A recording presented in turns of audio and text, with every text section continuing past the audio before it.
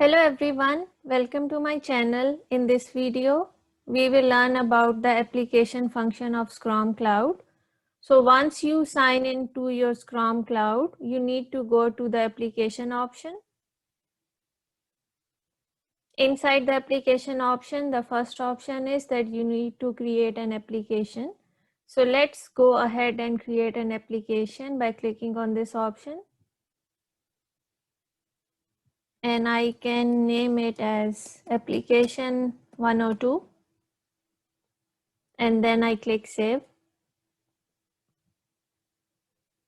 So now when I have gone to the end of the screen, I can see that the application 102 has been created and there is no registration and courses because I have just created the application itself. And then if I go to the details option, it can show me the details, which is a very good graphical aspect of Scrum Cloud, I must say that. And then I have the option to authorize, and then I also have the option to set the application settings. I can also set the player settings. So this is very good, and I think that the interface is really user friendly. So if I go back, and I am back at the application screen, I can also search a previously created application by writing here. So let's say if I want to search an application 101 that I have previously created, so I can do it. And right now I can see the record of it. And then I can always clear it.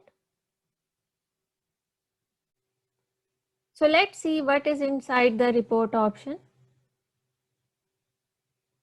So this option goes to the report feature, and I can see that it is similar to the generate option and the dispatch feature of Scrum Cloud. So if you have not watched that video, I will highly recommend it, and I will also share the link of that video in the top right corner of the screen. So as you can see that on the left side, I can see the status of my courses and the learners, how much time they have invested. And on the right side, I can also see a graphical interface that is very much effective. And then I can see that I have 5 different options in which I can see the different options available. So for example, if I want to see the course groups and I click on the arrow, I can see and I can search by the course tag, and I can also sort in a lot of options. So if I click on this drop down arrow, I can see that I can sort it according to the time, I can sort it according to the date, and anything that I find most effective for my own course development process.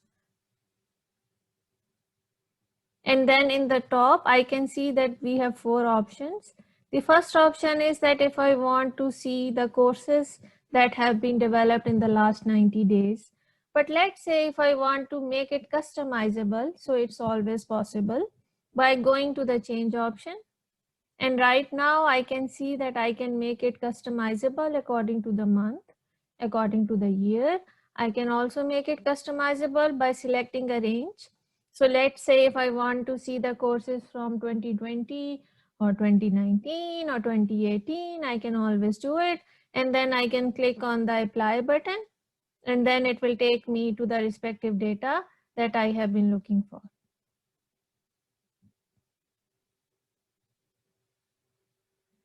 And then I can see the learners who have been registered. I can see the courses, and I can totally see all the registrations that have been happened in my course. So for now, I will go back to the return to Scrum Cloud option.